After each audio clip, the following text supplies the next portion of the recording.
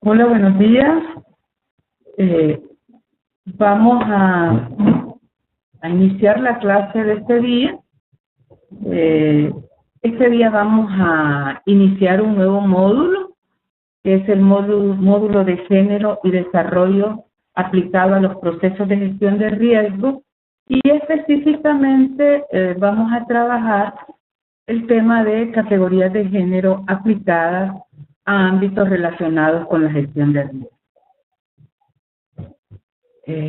Mi nombre es Morena Herrera, soy salvadoreña, activista feminista y trabajo con la Colectiva Feminista para el Desarrollo Local y diversas organizaciones de la región centroamericana. Es un gusto poderme encontrar con ustedes y voy a estar atenta al chat por si tienen preguntas, dudas o sugerencias, pues con mucho gusto. Vamos a intentar trabajar 1 hora y espero que el día de mañana podamos tener un poquito más de tiempo. El objetivo general de este módulo es analizar los marcos políticos y legales sobre género y gestión de riesgos, de los riesgos a desastre. Y de manera específica, el objetivo del tema es identificar los elementos claves de vinculación de la equidad de género en las fases de la gestión integral del riesgo. Es decir, vamos a intentar identificar qué cosas son claves para tratar la vinculación entre estos dos componentes del desarrollo, la equidad de género y la gestión integral del riesgo. Son, por lo general, dos ámbitos que se han visto separados. Pero eso lo vamos a ver en el transcurso de la sesión. Hoy trabajaremos una parte de este tema y el día de mañana lo complementaremos. Quizás para iniciar nos conviene tener una mirada panorámica sobre lo que significan los desastres, lo que han significado los desastres para América Latina. Y aquí la CEPAL nos aporta un dato o algunos datos muy interesantes. Nos plantean que en América Latina, entre 1970 al 2009, el impacto acumulado de los desastres asciende a una cifra que es muy alta, que se trata de 356.672.4 millones de dólares. La mayoría, es decir, de pérdidas, están concentradas en los sectores económicos, sociales y de infraestructura. Es decir, el 96.5% de pérdidas se concentra en este tipo de ámbitos, digamos. Y esto representa casi una cuarta parte del PIB total de la región durante estos años, o sea, el 24% del PIB de toda la región. Y también los datos más recientes, no sé, de la misma CEPAL nos señalan que solo en el 2010 el impacto de los desastres han causado la muerte a 2.225.684 personas y que casi 14 millones de personas de la región han sido afectadas. Pues creo que es importante entonces saber que no estamos hablando de un problema marginal, sino de un problema creciente que requiere nuevas soluciones. Y en esto es importante tener, digamos, siempre en mirada panorámica, conocer de qué estamos hablando, de qué se trata el riesgo. Y aquí tenemos, es interesante, pues, cómo se vienen clasificando los tipos de riesgo. Una clasificación es el riesgo extensivo y el riesgo intensivo. Hay un reciente informe de evaluación global sobre la reducción de riesgo de desastres que se hizo durante el 2011, siempre en relación a América Latina y el Caribe, que nos dice que esta región continúa teniendo un alto riesgo de desastres y que estos desastres afectan de manera diferenciada a hombres y mujeres. Y que no solo ha aumentado y sigue aumentando progresivamente la exposición de esta región a fenómenos naturales en las últimas 4 décadas, sino que esto ha sido con mayor fuerza en la última década pasada, del 2000 al 2010. Sino que además el riesgo total también registra hay una tendencia de incremento, a pesar de que hay algunos logros en reducir la vulnerabilidad. Vamos a ver entonces, en esta perspectiva global de riesgo, ¿hola? ¿Me escuchan? ¿Me pueden decir en el chat, por favor? Ok. Vamos a ver entonces ahora estas perspectivas de riesgo extensivo y riesgo intensivo, ¿de qué se trata? El riesgo extensivo se le conoce como un riesgo de baja intensidad, pero es muy generalizado, es decir, afecta a una población localizada en un territorio concreto. Y puede representar una pequeña proporción de mortalidad, en términos de mortalidad, pero puede conducir al mismo tiempo a un impacto que debilita las capacidades de la actividad productiva y de la infraestructura local. Es decir, es un tipo de riesgo muy debilitante.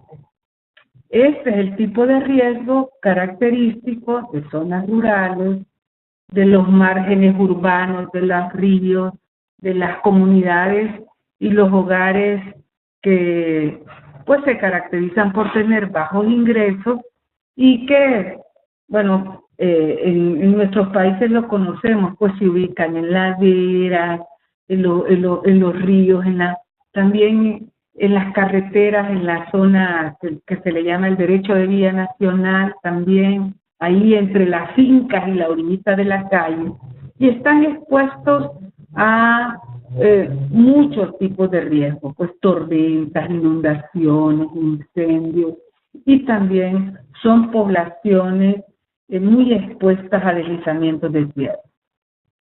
Por lo general, este riesgo, el riesgo extensivo, este tipo de riesgo, pues está relacionado con la pobreza, con la desigualdad y con la degradación ambiental. Es, digamos, un riesgo que vemos todos los días cuando transitamos por nuestras ciudades, por nuestros municipios también, por zonas rurales. Vamos a ver entonces qué nos plantea el riesgo intensivo. Es un riesgo de alta intensidad en contraste con el riesgo extensivo. Es poco frecuente, es decir, o sea, no ocurre continuado, a diferencia también del riesgo extensivo que está permanente, y de ocurrencia en un lugar de grandes concentraciones poblacionales y actividades económicas. Este tipo de riesgo puede conducir a impactos potencialmente catastróficos, es decir, cuando ocurren las grandes catástrofes, acordémonos el terremoto de Haití, digamos el reciente huracán en Filipinas. Entonces, se trata de las grandes catástrofes con gran cantidad de muertes y pérdida de bienes materiales. Este tipo de riesgo extensivo es característico de las grandes ciudades o de zonas densamente pobladas que están expuestas a amenazas como terremotos, tsunamis, huracanes, volcanes activos o grandes inundaciones. Además, presentan altos niveles de vulnerabilidad frente a las amenazas. Es decir, no se ha mitigado ese riesgo. Pero ambos son riesgos permanentes en América Latina. Y en este marco conviene ver qué nos está diciendo la realidad. Y aquí la evidencia reciente muestra que los efectos del cambio climático están aumentando la exposición a fenómenos meteorológicos a una mayor rapidez de los avances en la reducción de la vulnerabilidad.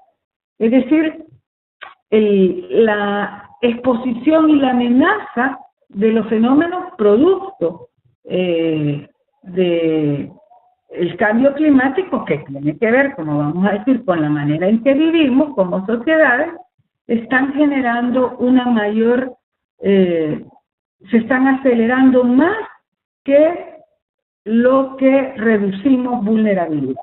Esa es la primera evidencia. La segunda evidencia es que se continúan generando factores de riesgo como urbanizaciones no planificadas, aceleradas, mal gestionadas y la degradación de los ecosistemas. Es decir, el afán de lucro muchas veces lleva a analizar la capacidad del territorio para poder, digamos, acoger a determinados asentamientos humanos. Entonces no se estima, no se calcula y la gente va, se asienta o compra su terrenito porque necesita dónde vivir, pero esta ubicación y esta construcción no responde a un análisis de la calidad del suelo, a un análisis de los riesgos que esa localización está enfrentando. Una tercera evidencia es que estos factores incrementan la vulnerabilidad, particularmente para la sostenibilidad de las economías locales y para los segmentos más empobrecidos de la población, que en realidad son quienes están forzados a vivir en las áreas más expuestas a las amenazas. Es decir, este problema afecta más a la población que vive en situación de pobreza y que por lo tanto se ve forzada a buscar estas alternativas para la vivienda. Y aquí no hay que olvidarnos de esta última llamada, que esto afecta especialmente a las mujeres, porque las mujeres tienen, por su condición de género, que ya ustedes han estado abordando, y vamos a abordar también más adelante, pero han visto en las otras clases, las mujeres tienen una mayor exposición o una exposición más alta a la pobreza en relación con los hombres. Y esto es prácticamente para todos los países de la región. Bueno, esta es la primera evidencia, pero además, muchas de las intervenciones en reducción y gestión del riesgo han abordado a la población como un grupo homogéneo, es decir, como que toda la población somos iguales, tenemos los mismos intereses, las mismas necesidades, las mismas capacidades, las mismas potencialidades, sin distinguir los distintos segmentos separados por brechas de inequidad. Y en particular, las intervenciones en reducción y gestión del riesgo no han tomado en cuenta de manera particular las brechas de inequidad relacionadas con la dimensión de género. Además, han fallado estas intervenciones en reconocer cómo las condiciones socioeconómicas de marginalidad, de extrema pobreza, en las cuales viven grandes proporciones de la población de nuestra América Latina, aumentan los niveles de vulnerabilidad y por ende del impacto que tienen los desastres.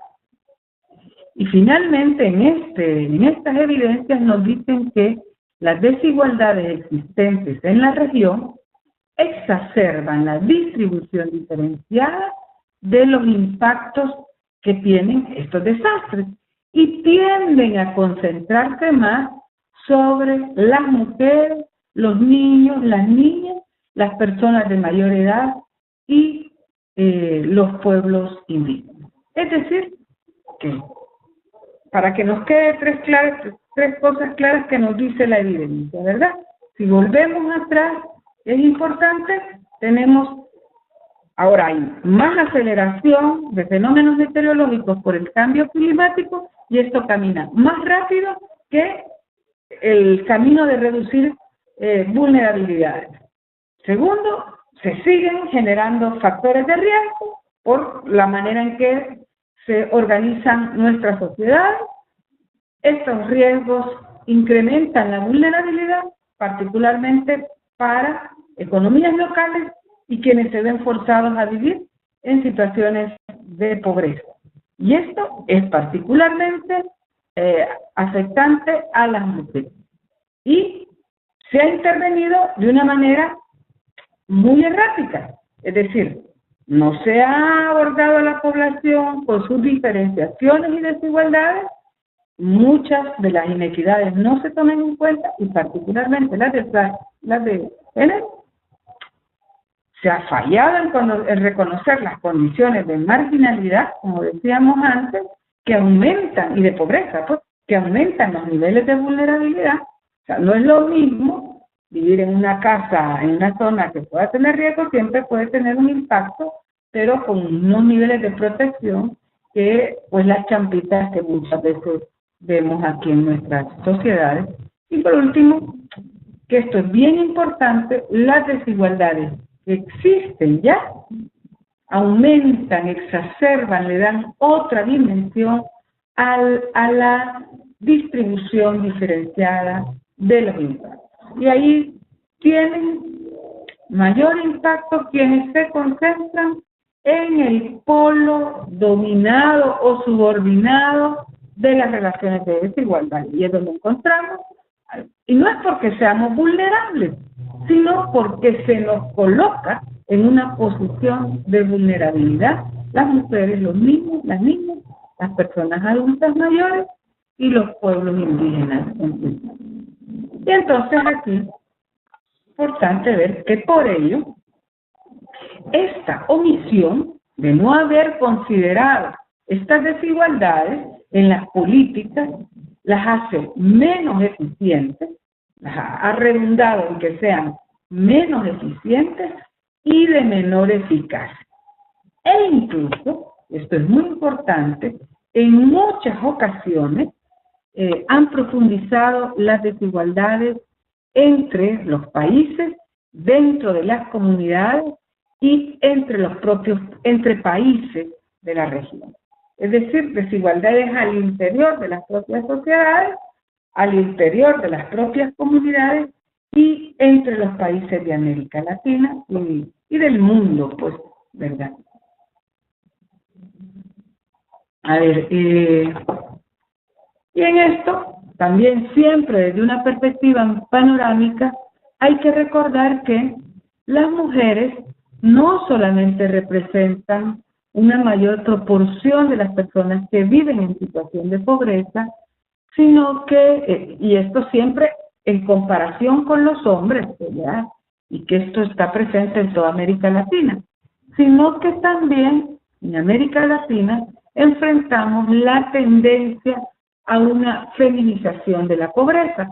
Es decir, esta exposición de las mujeres va creciendo como tendencia socioeconómica en todos nuestros países y esto se ha logrado constatar mediante informes anuales de la Comisión Económica para América Latina, la CEPAL, entre el 2002 y el 2008. A ver, quisiera plantearles que en este marco panorámico un desafío es superar estas debilidades en el marco del abordaje de la gestión de riesgo de desastre. Como parte de los esfuerzos de construcción de capacidades de la región que permitan enfocar la problemática desde una perspectiva integral, holística, como dicen, y así promover el desarrollo humano que significa igualdad de condiciones para todos y todas, ¿verdad? Voy a parar un momentito la cámara para ver si por el chat alguno de ustedes tiene algún comentario o alguna pregunta. Por favor, estoy abierta.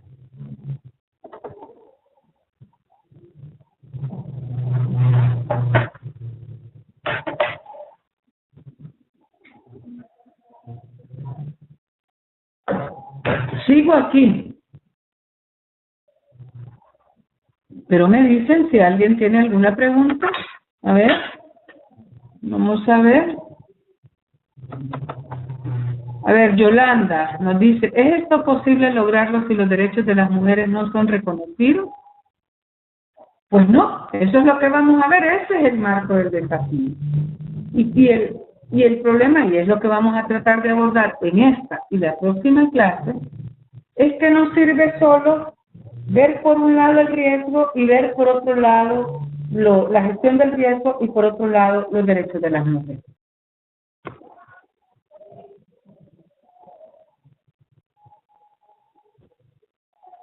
Veamos si hay algún comentario. Yo sé que estos... A ver, Yolanda, de las minorías, correcto. Pues de las minorías marginadas, discriminadas. En esto también es importante. Hay minorías ricas, son minorías, pero, o sea, que tienen mucho poder y mucho recurso económico y ellos no enfrentan estas dificultades. Laura Chávez nos dice que, perdón, con los desastres extensivos e intensivos siento que es bien difícil definir a veces las fronteras entre ambos. Claro, pero es importante abordarla porque requieren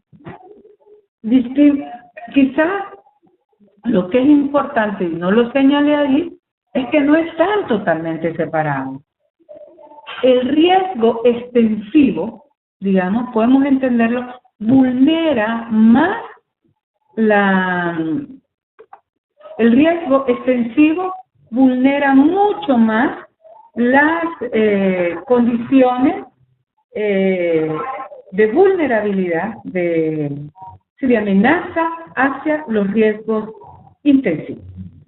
Entonces, no es tan fácil que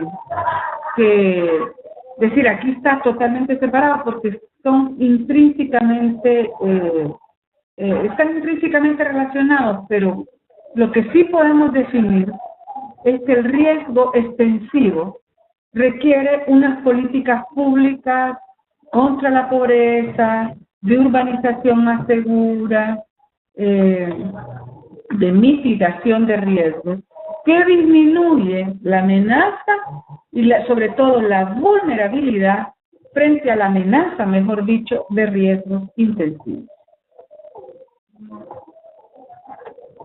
A ver, Carmen nos dice, bueno, es difícil ahí, solo poniendo una persona más susceptible en los temas de gestión de riesgos. A ver. En los temas de gestión de riesgos.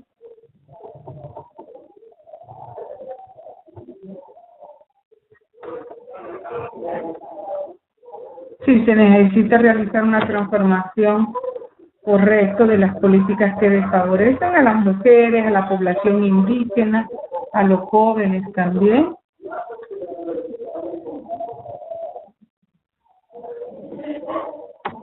Esto que plantea Jenny, yo creo que es lo que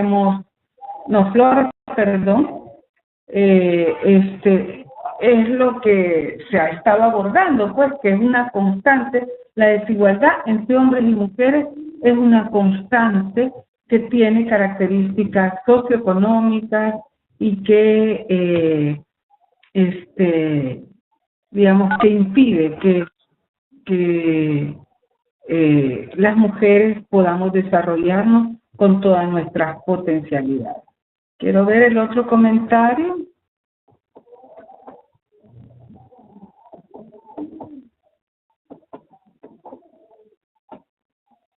Es correcto, se necesitan políticas, prácticas cotidianas acceso a recursos. A ver, Alejandro nos dice que debe haber una manera transversal en la gestión de riesgo para abordar estas perspectivas en la planificación y ejecución de las acciones. Es correcto, y vamos a intentar en esta y la próxima clase, vamos a intentar desarrollar. Bueno, vamos a... sí, la transversalidad no solo tiende al olvido, como plantea Yolanda, sino a la invisibilidad. Pero bueno, vamos a intentar continuar con la clase para que nos alcance el tiempo. Seguimos. Estamos en la diapositiva 11. Para abordar, ¿no? Un punto de partida es importante reconocer que los desastres, que es algo que ya se repite, pues ahora, no son naturales y no son inevitables, sino que son un resultado de los patrones de desarrollo.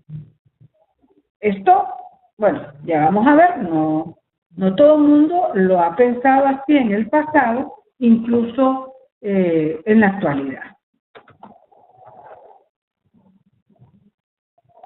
Y es que aquí nos encontramos con dos maneras de abordar los desastres, si se colocan en la diapositiva 3. Por una parte, tenemos una manera tradicional, que es entender los desastres como sucesos excepcionales, impredecibles, fruto o producto de la mala suerte, de la realidad, sí, a veces como designio también religioso, ante la que no queda más solución que resignarse y atender sus consecuencias una vez que se desencadena. No me van a negar que esta visión de desastre todavía está muy presente. Estoy escuchando un ruidito, no sé. Hola, Ineida. Bueno, seguimos. Entonces, esa es una manera de abordar los desastres. Y tenemos una más moderna, más cercana, digamos, más integral, que se comprende en esta perspectiva, en esta manera de abordarlo, que los desastres no son naturales, como frecuentemente se nos ha dicho, se ha entendido, y que efectivamente se producen por la incidencia de procesos naturales, como son los terremotos, los tsunamis, los huracanes, las sequías también, pero que el desastre como tal es a consecuencia de la interacción o de este fenómeno natural o de este proceso natural con determinadas intervenciones humanas, como son, lo que ya mencionamos, procesos de urbanización descontrolados, deforestación, degradación de ecosistemas y la falta de políticas y planes preventivos. Entonces es importante saber que nos situamos ante estas dos maneras de abordar. O sea, la tradicional, digamos, todavía sigue presente. No por ser tradicional quiere decir que ya se ha superado. Está bastante presente incluso en quienes definen las políticas. Y por eso, obviamente, este punto. Otra cosa que es importante, ¿verdad?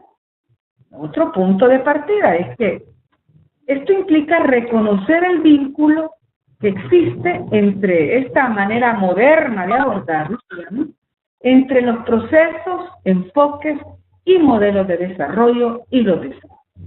Es decir, nos vamos a encontrar con procesos y con modelos de desarrollo que provocan desastres y nos vamos a encontrar con, digamos, con algunos que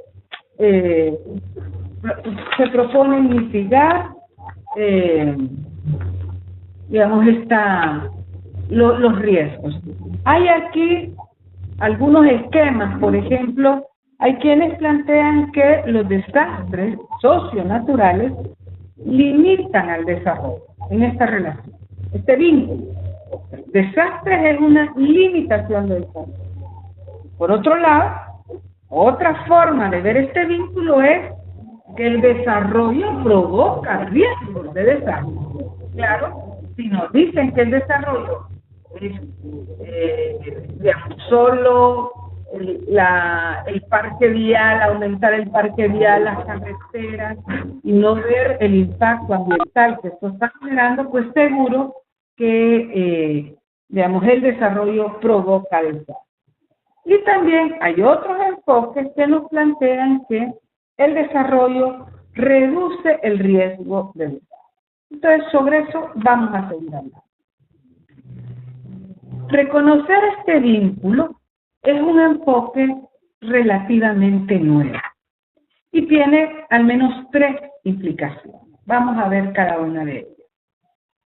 Los desastres generan un déficit adicional que se sobrepone a las brechas preexistentes respecto a las metas de desarrollo.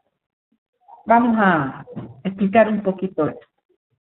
Si nos planteamos, digamos, como ahora que tenemos los objetivos de desarrollo del milenio y cada uno de ellos de alguna manera se relaciona, significan metas y tienen que ver con las condiciones y brechas de desigualdad que existen en nuestra sociedad. Entonces, bueno, ahí por ejemplo tenemos, vamos a hablar de la meta de que tiene que ver con la disminución de la mortalidad materna. Esa meta tiene que ver con brechas de desigualdad en el acceso a recursos de salud por parte de las mujeres, brechas de desigualdad en relación a los hombres en cuanto a la decisión que las mujeres pueden tomar sobre su cuerpo, etc. Entonces, un desastre socionatural genera un mayor déficit adicional que se sobrepone, que aumenta las brechas que ya existían. Es decir, aumenta las brechas, podríamos decir, se sobrepone, profundiza la brecha. Esa es la primera implicación. La segunda implicación, y en eso estaríamos hablando de cómo los desastres limitan el desarrollo porque nos alejan más de las metas del desarrollo que nos hubiéramos podido plantear. La otra implicación es reconocer que los desastres son producto de un tipo de desarrollo desacertado, que genera beneficios para unos en detrimento de otros, pero no cualquiera es otro, sino otros que son mayoría en nuestras sociedades. Y aquí entonces nos estamos refiriendo a cuando el desarrollo provoca riesgos de desastre. Y una tercera implicación es que el desarrollo humano, fíjense que ya no nos quedamos solo con el concepto de desarrollo, sino que el desarrollo humano descansa en la creación de un entorno en el que las personas puedan hacer plenamente realidad sus posibilidades de vida y en forma productiva y creativa de acuerdo a sus necesidades e intereses. Y aquí es cuando estamos hablando de que el desarrollo humano puede, o el desarrollo puede reducir el riesgo de desastre. Vamos a ver esto más adelante. Ya nos quedamos con la tercera, digamos, implicación. Si el desarrollo humano es, como nos han dicho instituciones internacionales que han sintetizado estas propuestas, si el desarrollo humano es un proceso orientado a ampliar las opciones de las personas y a construir capacidades humanas para vivir una vida larga y saludable, para adquirir conocimientos, para formarse, para tener acceso a los recursos necesarios, para lograr una vida digna y poder participar en la vida comunitaria. Esto implica que, además de la expansión económica, del crecimiento económico, como nos dicen, y la generación de recursos para el bienestar, el desarrollo humano implica el ejercicio efectivo de sus derechos, de los derechos de las personas. Y no solo derecho a todo tipo de derechos políticos, ahí se me quedó, derechos económicos, sociales y culturales, pero también las libertades fundamentales para están en el centro del concepto de desarrollo, como dice una compañera de ustedes. Es decir, si el desarrollo humano es ese proceso para vida larga, saludable, tener acceso a recursos necesarios para una vida digna y poder participar en nuestra sociedad, en nuestra comunidad, no solo podemos hablar, no solo debemos entender el desarrollo como crecimiento económico, sino ejercicio de derechos y condiciones para poder hacer ejercicio de las distintas libertades. Y entonces aquí nos vamos a la última idea de esta lámina, es que el desarrollo humano entonces es la antítesis de un desarrollo generador de vulnerabilidades y desigualdades. Y entonces aquí, miren, ya nos aparece una relación importante entre gestión de riesgo y equidad de género, vulnerabilidades y desigualdad. Avanzamos. En este marco es necesario entonces reconocer que las desigualdades de género, al igual que los riesgos y los desastres, no son naturales, sino que son el resultado de los patrones de desarrollo. ¿Con qué tienen que ver estos patrones de desarrollo? Con relaciones desiguales o de desigualdad entre hombres y mujeres en todas las sociedades, como se ha visto en las clases yo me leí ayer varias de las presentaciones de clases anteriores y sé que ustedes ya han abordado teoría de género, así que aquí he tratado de ser muy sintética, pero es importante reconocer o recordar que esta desigualdad es una construcción social, es decir, no es natural que hombres y mujeres seamos desiguales, es una construcción cultural también, es decir, hay creencias, hay valores, hay mitos, hay ideas, y la gente cree que en realidad los hombres valen más, las mujeres valemos menos, que tenemos menos capacidades. Es una desigualdad histórica, y esto significa que se manifiesta de manera distinta en cada momento y lugar. Cuando hablemos de histórico, estamos hablando de tiempo y lugar.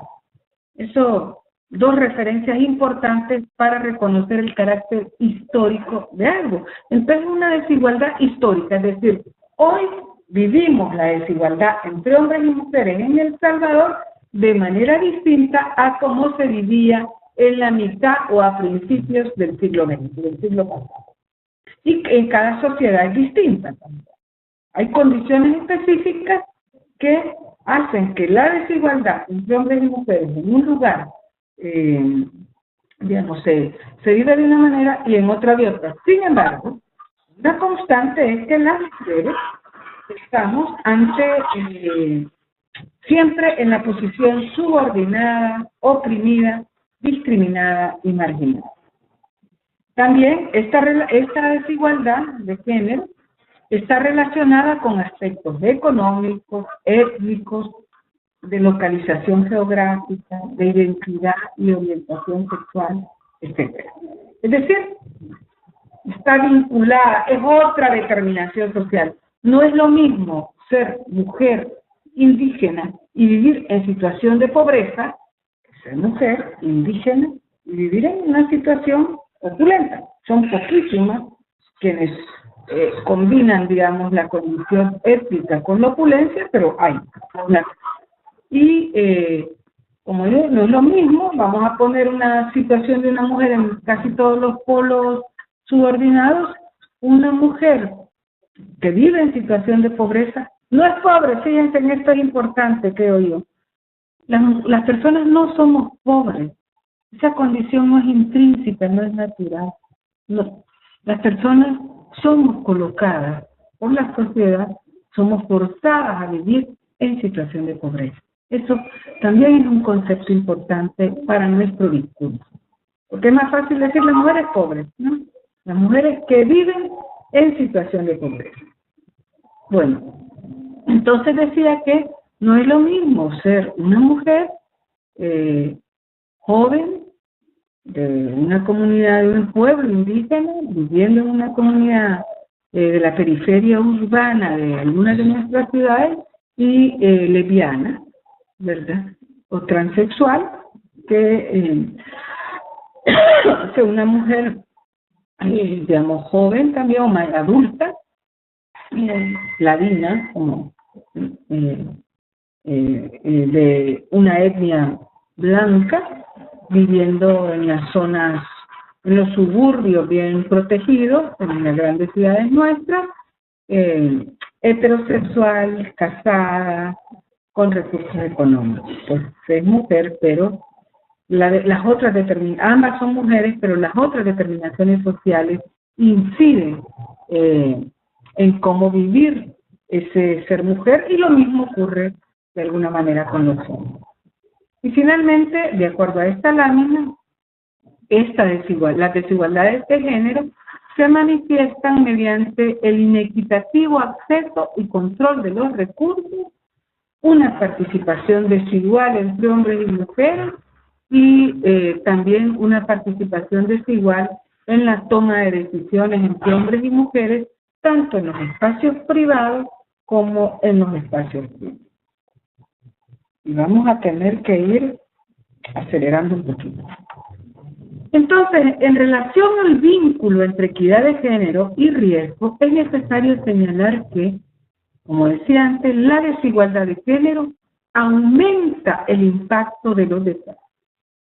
Y los desastres aumentan las desigualdades.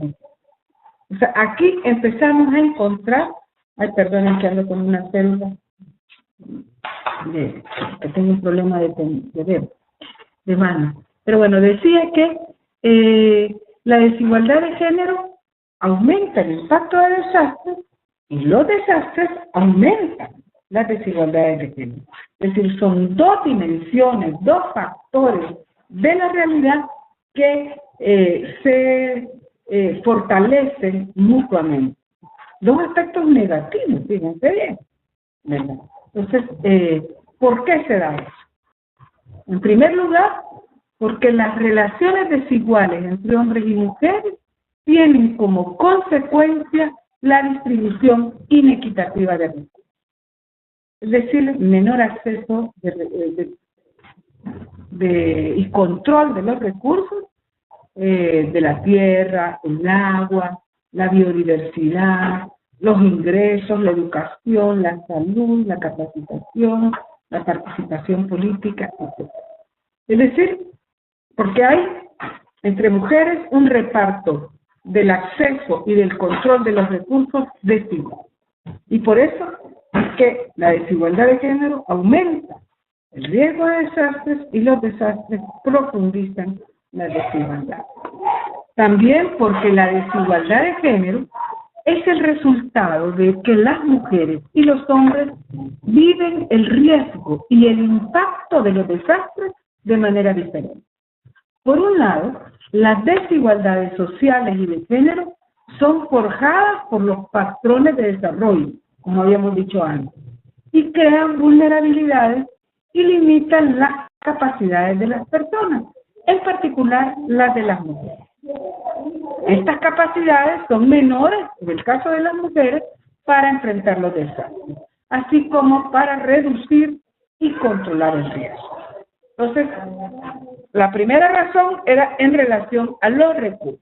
¿Se recuerdan? Control y acceso a recursos.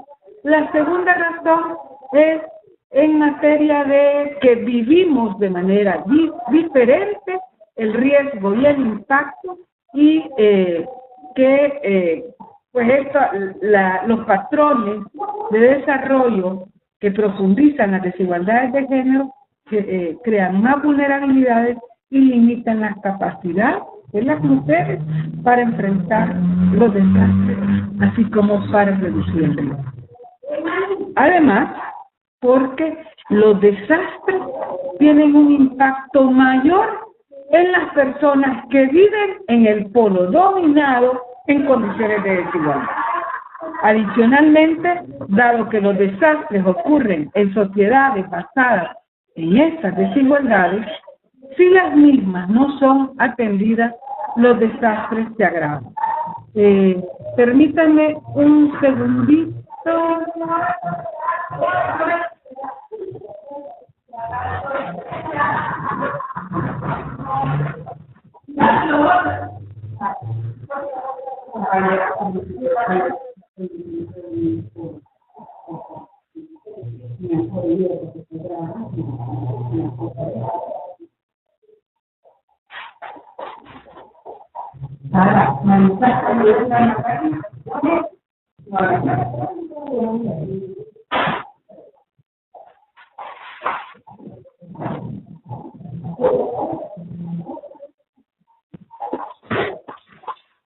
Bueno, disculpen, aquí estamos de nuevo. Entonces decía que los desastres tienen mayor impacto en quien vive en el polo dominado, pues de que vive subordinada, porque es más vulnerable. Y adicionalmente, los desastres ocurren, o sea, los fenómenos naturales se convierten en desastres y en catástrofes en sociedades basadas en estas desigualdades. Si estas desigualdades no son atendidas, los desastres se agravan, como hemos visto, Haití y otras sociedades. Entonces, para empezar un abordaje relacionado con estos dos aspectos, es necesario entender que el riesgo, como dijimos, el riesgo de desastres no es natural, ¿verdad?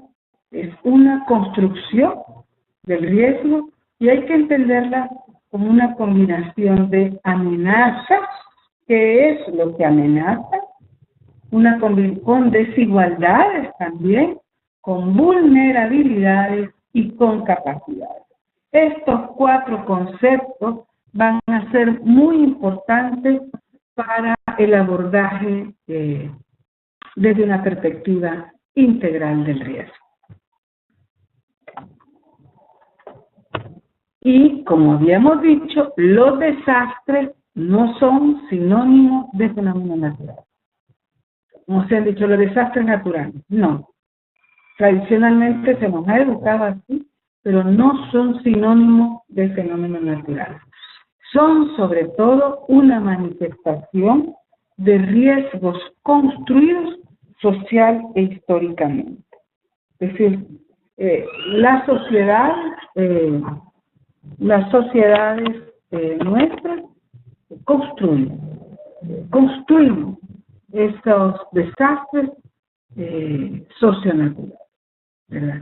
Y en paralelo también, de igual manera, las desigualdades de género, es decir, desigualdades entre hombres y mujeres, no son diferencias naturales, sino que también son construidas social e históricamente.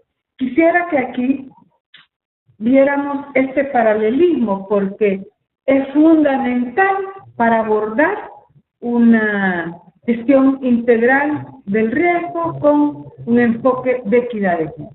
Esta es una perspectiva que necesitamos, trabajar. Repito, los desastres no son sinónimos de fenómenos naturales, son sobre todo una manifestación de riesgo construido, y aquí retomemos el riesgo extensivo.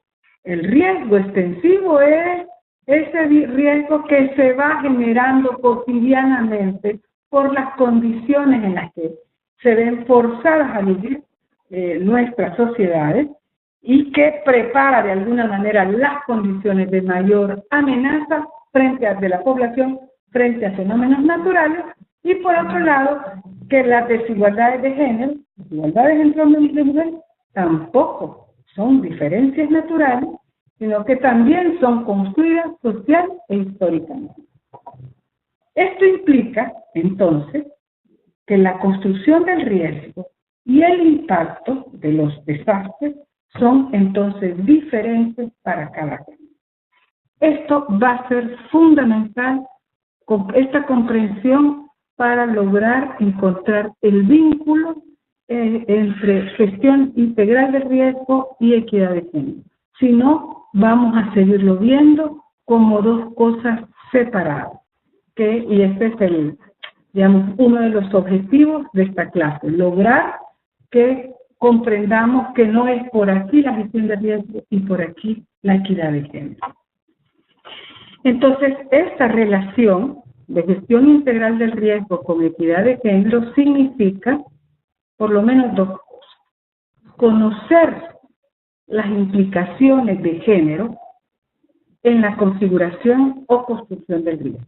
Es decir, cómo la manera en que vivimos de manera desigual los hombres y las mujeres, esta manera de tener poca representación social, poca representación política por parte de las mujeres, estar fundamentalmente dedicadas a las tareas de cuidado, a las tareas domésticas, un trabajo que no se reconoce, cómo seguimos pidiendo permiso para tomar decisiones que tienen que ver con la maternidad, con controlar nuestra fecundidad, pues tenemos que pedir permiso, cómo ganamos menos que los hombres realizando a veces el mismo trabajo, etcétera.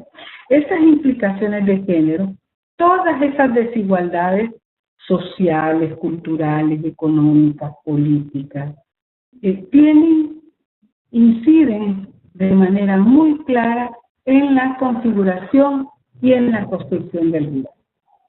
Y por otro lado, es importante, esto significa que para los procesos de intervención, es decir, los procesos antes de los desastres, después de los desastres, luego vamos a ver el ciclo de la gestión integral del riesgo, ante el riesgo, pero, digamos, en todos los procesos de intervención es necesario tomar en cuenta las desigualdades de género.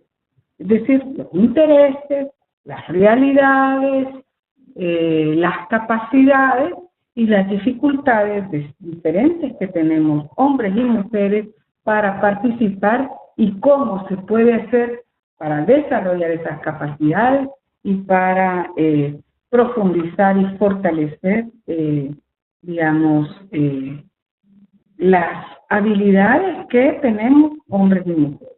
Entonces, las amenazas también.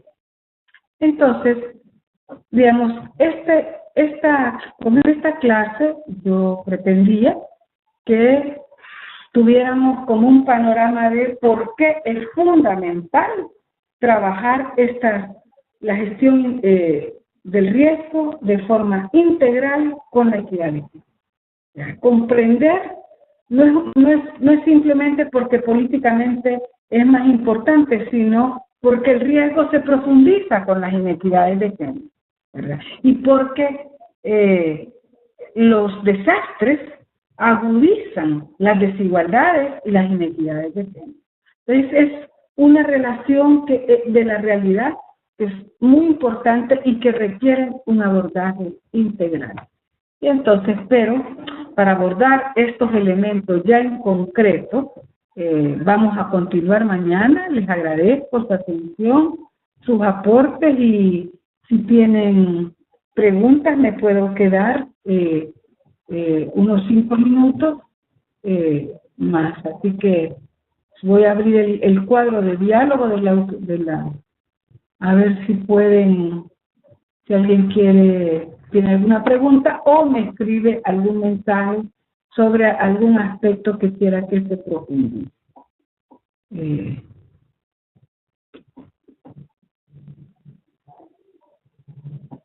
A ver ¿Tienen alguna pregunta? Bueno, les he enviado 3 lecturas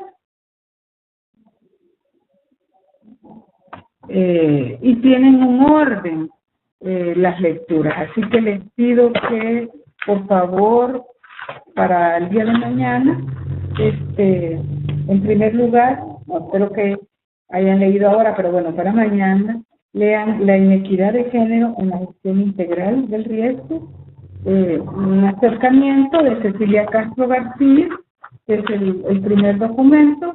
Luego les envié otro documento sobre, como una memoria de un taller centroamericano sobre cambio climático, gestión del riesgo y género, y otro documento más, también de América Latina Genera, sobre políticas de riesgo. Por el trabajo de algunos y algunas de ustedes, pienso que puede ser muy útil. Voy a estar pendiente por la noche para ver si han enviado. Solo una cosa, aquí Alejandro Luis Busó plantea que hay una gran diferencia entre pobreza y empobrecimiento. Estoy de acuerdo con que hay diferencias. Hay dinámicas de empobrecimiento que caminan en paralelo a las dinámicas de enriquecimiento, de acumulación de la riqueza. El resultado es la pobreza en distintos grados, como ahora se mide, por un lado, y el otro resultado es la concentración de riqueza por otro. Entonces, es diferencia, sí, pero una es resultado de la otra. A mí me parece correcto que no hay que entender las dinámicas de enriquecimiento separadas de las dinámicas de enriquecimiento o concentración de la.